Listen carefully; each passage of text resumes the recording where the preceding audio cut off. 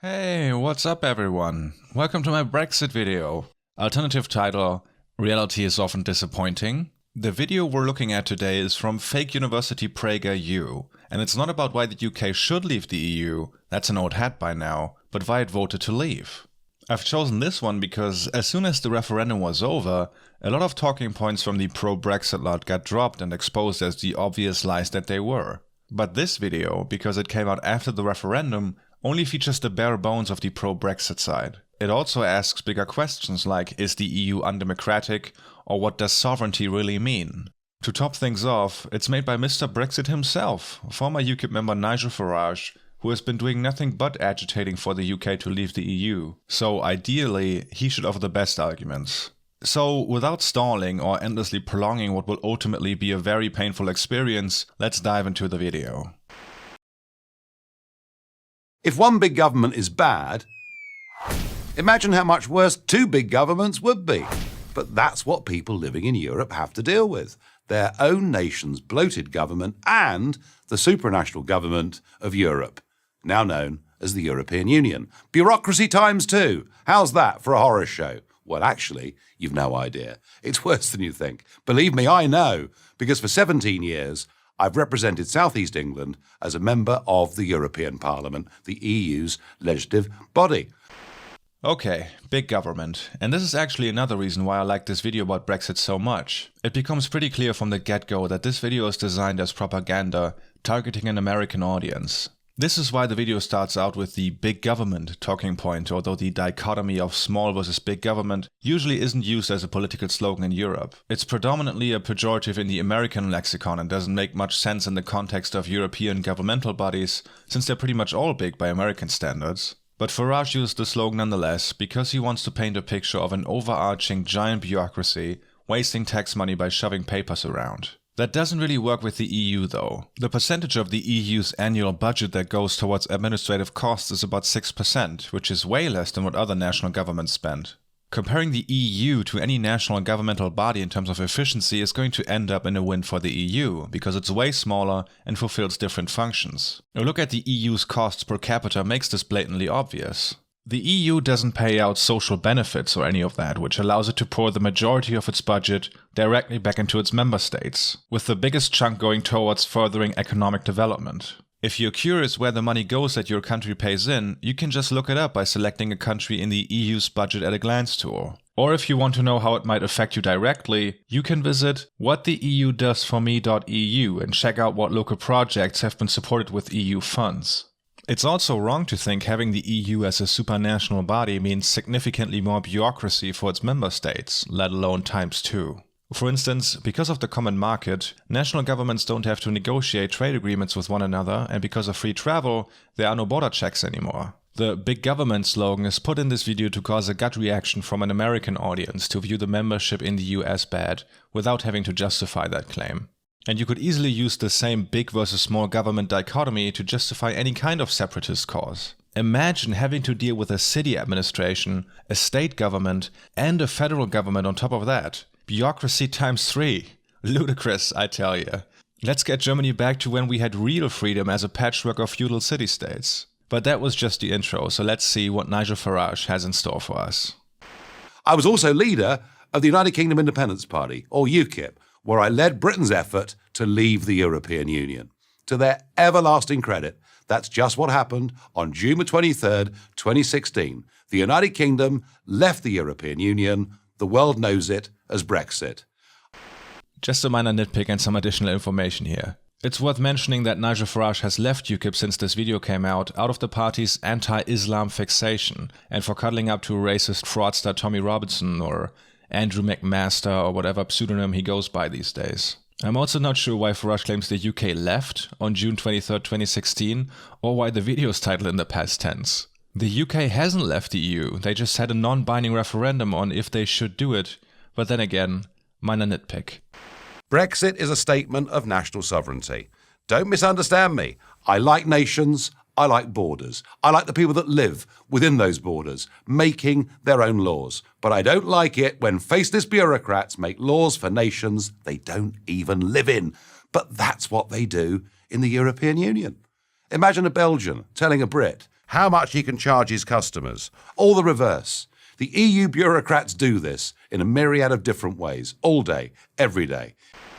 Okay, first real point, sovereignty. And what sovereignty actually means can vary a lot depending on who you ask, but for the sake of argument, let's use it as a stand-in for self-governance.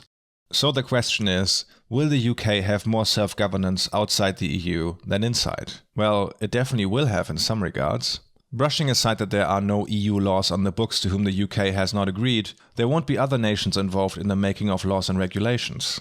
Or will there? Looking at the trade talks that have been going on since the referendum, it becomes clear that the former supposed shackles the UK had a say over will be replaced by new ones with much less leveraging power on the side of the Brits. The US, for instance, knows that the UK is in a weak position at the moment and uses that to push for deregulation of British markets and to get rid of consumer protection guidelines. The most recent example being the US insisting on lifting UK regulations on agricultural goods as part of a post-Brexit trade deal. This could also reduce the quality of food for UK citizens, since local industry might have to lower its standards as well to stay competitive with US companies. And this is not Project Fear, it's reality. It's happening right now. The US to UK ambassador recently even felt obliged to publish an op-ed defending the practice of bleaching chicken meat with chlorine, a practice that has been banned in the EU since the late 90s. And because these regulations are not linked to access to the world's largest trading bloc anymore, the UK doesn't have much to combat these demands. How's that for sovereignty? And if the UK wants to continue to sell its goods on the European market, it will still have to abide by EU rules, but without having a seat at the table in terms of what those rules actually are. Or take immigration, for example, which I know was a hot-button issue prior to the referendum. Again, brushing aside that the UK already had complete control over outside EU immigration and also asylum policy, it looks like leaving the EU will have the exact opposite effect of what a lot of Brexiteers hope for. While it's safe to say that immigration from EU countries towards the UK will decline, in fact that is already happening, immigration from outside EU countries is rising at the same time. And here's where we get back to leveraging power. Countries like India or China will couple trade agreements with easier access to visas for their citizens, something we are also already seeing. Regarding those faceless bureaucrats, if I want to check who represents me in the European Parliament, for instance, I can pretty easily look up not only their faces, but contact details and parliamentary activities. But, in all fairness, people from other EU member states are involved in drafting and passing legislation that affects the UK. But it's not like those laws only affect the UK, they affect the entirety of the EU. Similar to how MPs in British Parliament get to vote on legislation that not only affects the district they represent, but the rest of the country as well. You see it right now with Brexit itself. Scotland, for instance, voted to stay in the EU, but now are forced to leave regardless. And sadly, there is no body like the EU Commission in the UK in which Scotland could veto important decisions, but I don't want to get ahead of myself. It is a conspiracy of the elites. Who are those elites? Well, they're a bunch of self-important, overpaid social engineers with useless college degrees who have never done a proper day's work in their lives and have no connection with ordinary, decent people. I'll take the good sense of an Italian farmer or a French baker over the arid intellectualism of an EU bureaucrat any day. Now, there isn't much to say here, except that it's trying to frame Brexit as an ordinary people versus elites issue, when I would say the exact opposite is true. The winners of Brexit will be rich people who, due to the weak pound, will have it way easier snatching up property in the UK. But regardless, if that prediction turns out to be wrong, it's not like Farage's talking point holds much water in the present. A 2013 study on the EU's MEPs has found that the number of elected officials who have never been employed outside of politics comes in at about 10%. And while I had a hard time finding matching data for the British Parliament, a 2018 paper by the House of Commons Library puts the number of MPs formerly working in politics at 17.1% as of 2015. It's true, however, that the EU Parliament has a large share of people from the upper categories of the social space, like all parliaments really. But there are also exceptions, like former President of the European Parliament Martin Schulz, who was a bookseller prior to becoming a politician. Compare that to Farage himself, who is a former broker. Definitely a real job there. But if Comrade Farage wants to make the case how financial inequality translates into political inequality, I'm all for that. Power to the people and all. I doubt that's what he's going for though. And this is kind of unrelated, but looking up Farage's background, I got curious about some other top Brexiteers. You know, the vanguard against the out-of-touch EU elites. And what I found was really entertaining. For instance, while Jacob Rees-Mogg was out campaigning in his mid-20s driving his mother's Mercedes-Benz, he took the family nanny with him. What a joke this all is. And I say these things not as an anti-European. I love Europe. It's a fantastic, exciting, great continent. Different peoples, languages and cultures. But these peoples, with their languages and cultures, have effectively been hijacked by a giant, ever-expanding bureaucracy, the European Union. People will say, but isn't there a parliament? A European parliament that represents the people of Europe? Well, yes, but this body has got no real power. It can't make its own laws. Rather, the power resides with the European Commission. They're unelected and they can't be removed. And that's how absurd the whole thing is. Before we jump into the EU's political system, if hijacked means they joined out of their own will to do so because they benefit from EU membership, I would agree. Otherwise, it's just a lie, really. Here's where we get to the big one. The EU Commission and Parliament. And the Commission has been a target for the Leave campaign pretty much from the get-go, portraying it as a tool with which unelected EU officials rule over EU citizens who can't even vote them out of office. I don't want to get into too much detail on how EU legislation is drafted, but it is correct that the EU Commission ultimately calls the shots. While laws can be requested by the Parliament, the European Central Investment Bank, 25% of its member states, or the citizens themselves by gathering signatures or submitting petitions, the Commission doesn't have to comply with that.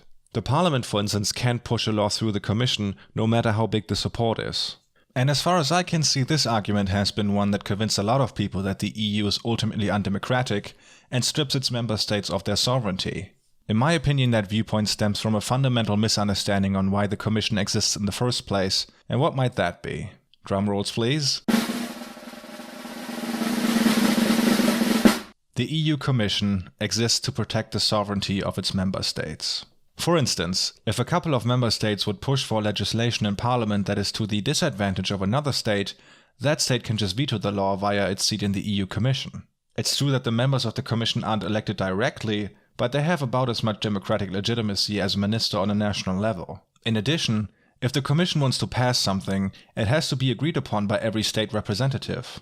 In the EU Parliament, it's not that way. Germany, for instance, has 99 MEPs, proportional to the number of its citizens. A much smaller country like Estonia only has 6. But through the Commission, it could block legislation it didn't want to pass despite its much smaller representation in the EU Parliament. Further, the Commission can only propose laws in areas where the national governments have unanimously agreed to allow it. Put another way, the Commission can only propose EU laws in areas where the UK government has allowed it to do so. And naturally, the EU Parliament as well as other stakeholders also have to approve laws put forward by the Commission. It's also not true that EU commissioners can't be removed. The European Court of Justice as well as the EU Commission President can force a member to resign, and the EU Parliament can even make the entire Commission resign via a vote of no confidence.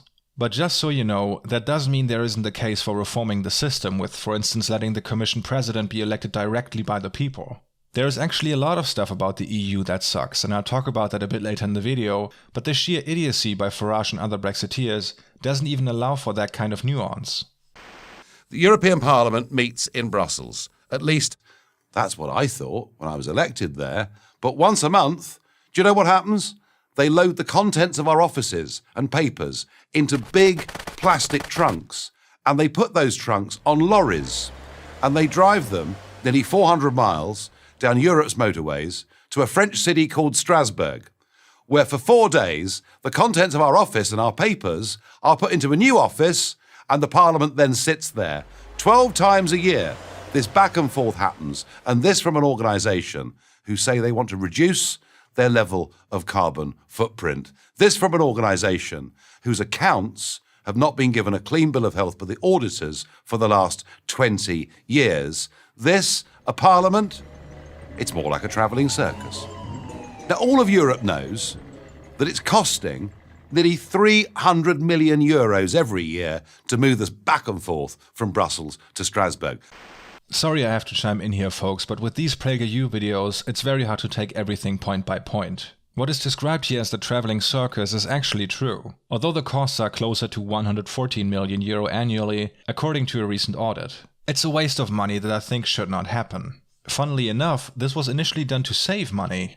Back in the 50s, there was no suitable building available in Luxembourg, the seat of the European Coal and Steel Community, which was the predecessor to the EU. So they picked Strasbourg and were able to use the seat of the European Council to save money. Since then, a lot has happened and more EU institutions have been concentrated in Brussels, but France does not want to let go of their only major EU institution. That said, the EU is not a monolith. Most MEPs actually oppose this and sometimes even boycott gatherings in Strasbourg. So we'll see where it goes, I guess. But just to insert a sense of scale here, if you take the annual costs for moving to Strasbourg and multiply that times 3, you roughly have the estimated cost for Brexit, according to a study by the Centre for European Reform.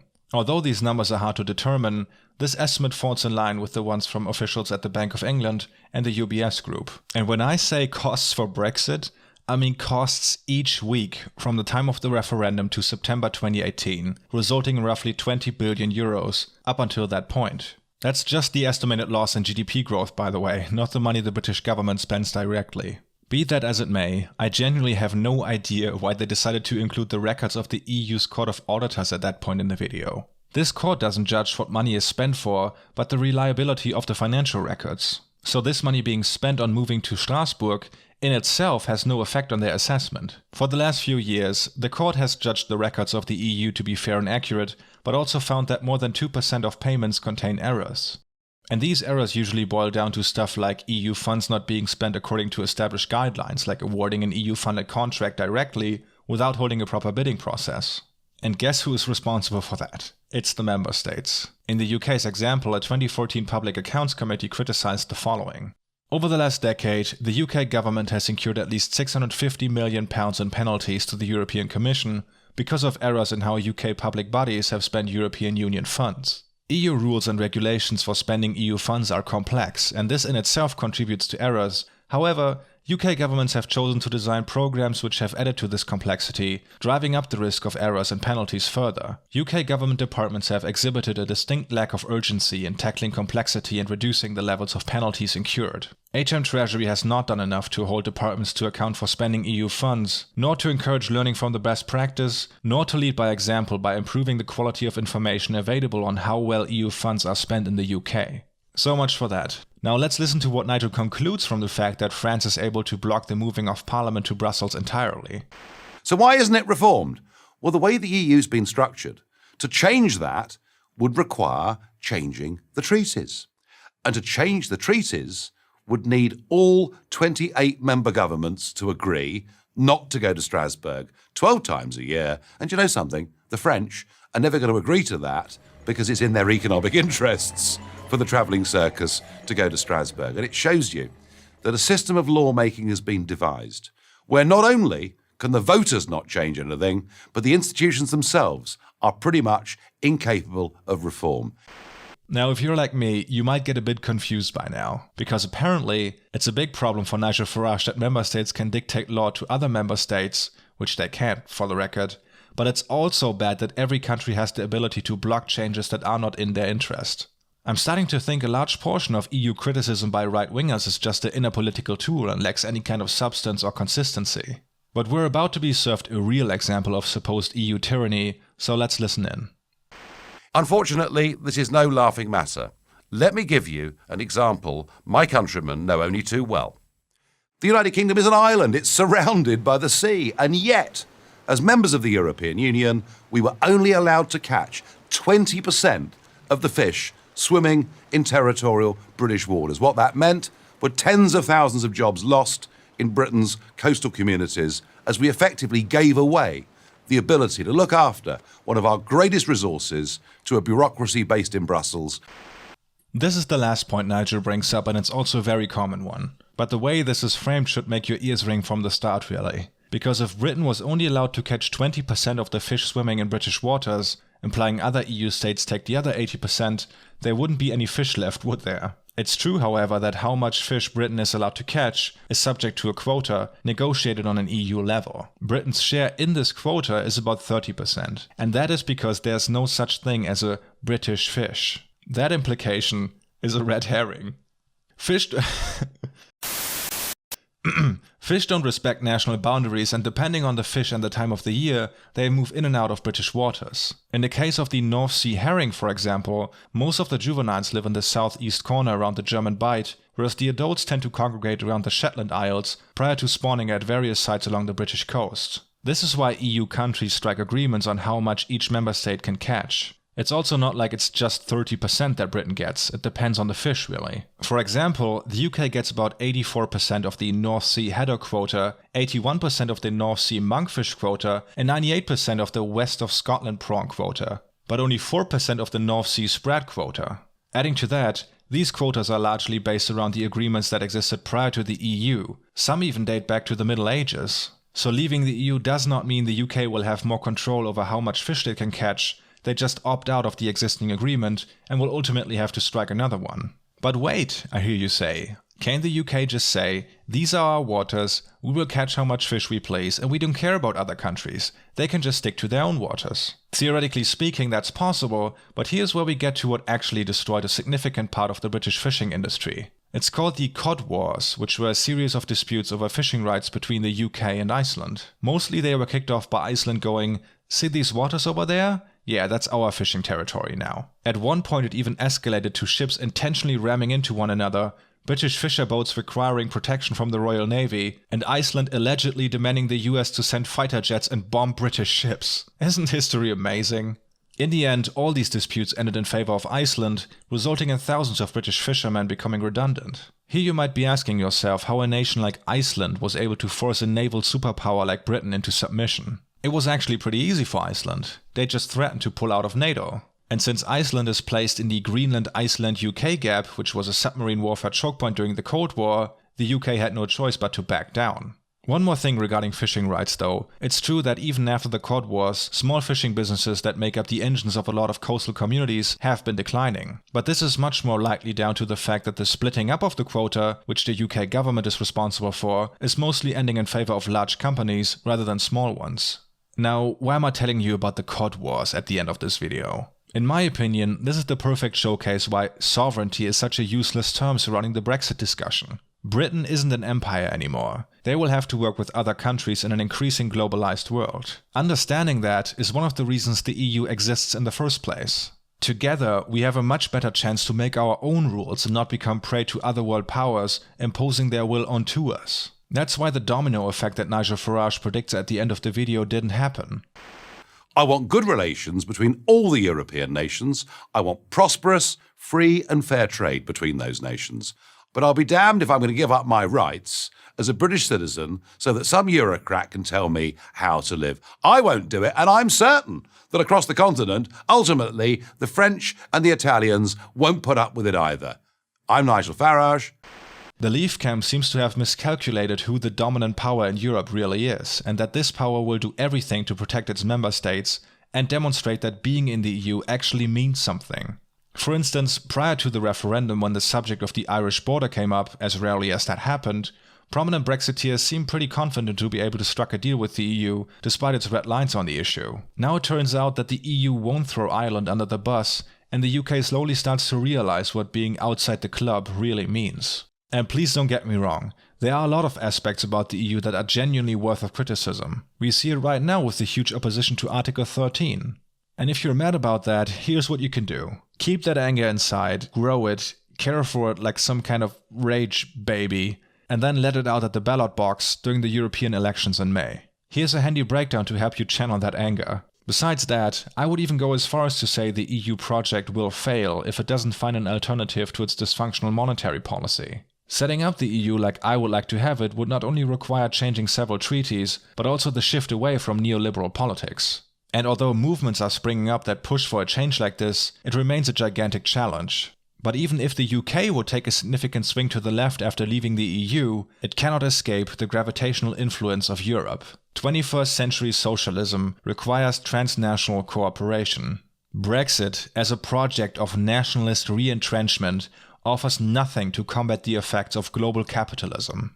I always felt like I missed my chance to make a video about Brexit since I wasn't making videos while the decision was made, but as seen in this video, even now the people who pushed for Brexit deny to accept what has become an obvious truth. Brexit was, and is, a giant con. It's a dangerous fantasy that won't solve Britain's problems and will also make life worse for the average person. And the people who pushed for it and remain to push for it despite this reality deserve to be hounded out of their political careers for so willingly deceiving the people they are supposed to represent.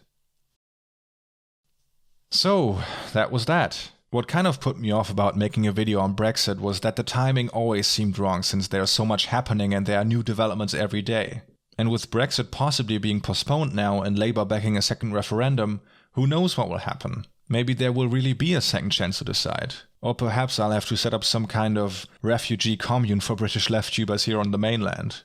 Another thing that I couldn't find the right spot for in this video is that non-Brits who oppose Brexit should keep in mind that a bunch of people didn't vote for Brexit or have since changed their minds. With Europe's growing frustration at Brexit, I've repeatedly seen anger over Brexit being expressed as a sort of casual bigotry, and we shouldn't ever let that slide. I think that's it for today. If you listen to me ramble over the credits, you're probably extremely impressed by the names rolling by. Luckily, you can get in on the action by becoming a patron via the link in the description. My last couple of videos were light on history, unfortunately, but I'm going to make up for it with the next one, when we'll talk about the Crusades. How exciting! Until then, let's just all try to stick it out, and I hope to see you the next time. Have a good one.